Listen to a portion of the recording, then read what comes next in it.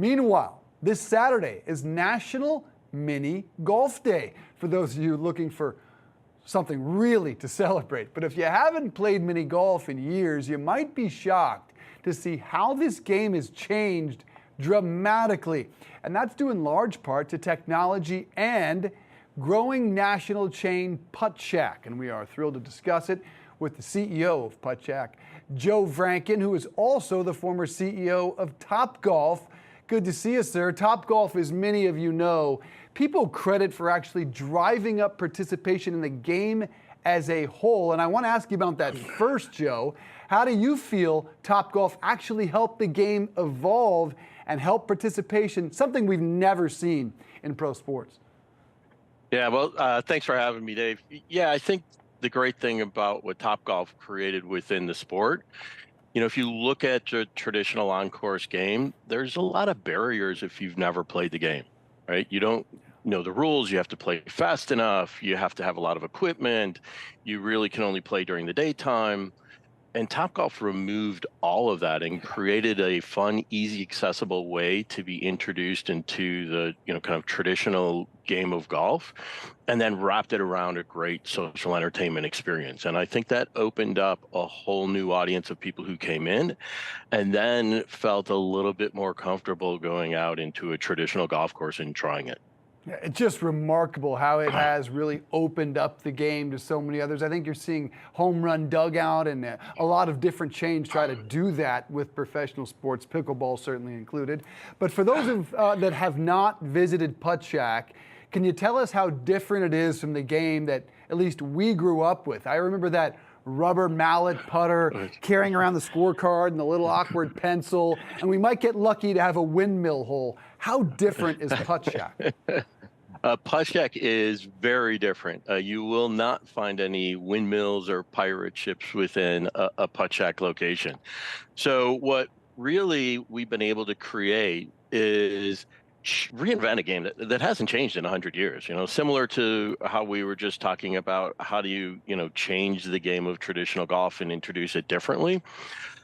With Puttshack, the inventors of the game, Stephen Dave Jolliffe, along with Adam Breeden, created a way to put the power of a mini iPad inside that golf ball.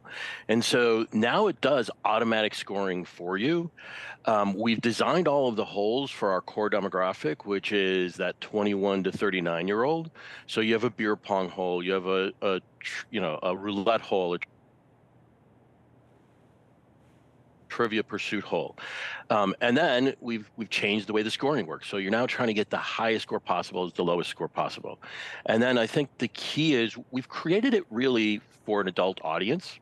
Miniature golf is a family game, and we are a very family-friendly environment during the day. But in the evening, we turn into an adult-only venue, and it's much more of an upscale nightclub feel to it. So we've completely changed the way that you would think about the game of miniature golf, and then wrap that around an upscale casual dining food and beverage offering, and just incredible signature cocktails. So tech company first, entertainment company, nightclub, and you mentioned there the food and beverage part of it, central to the business model. How significant is the revenue there? And what's the experience that customers should expect in that regard? Sure.